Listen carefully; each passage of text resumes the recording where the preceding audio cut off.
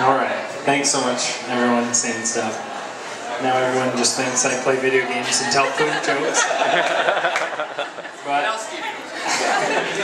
But I've done other stuff over the years. You know. Met Christy from college and happened to get a couple of degrees, so that wasn't bad.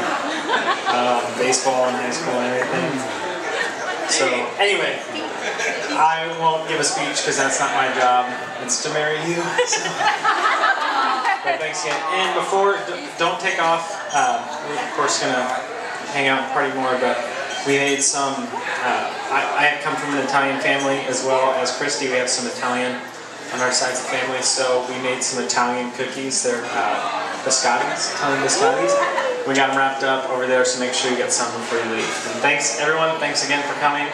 We've all made a long journey, and we really appreciate it. So enjoy the rest of the night.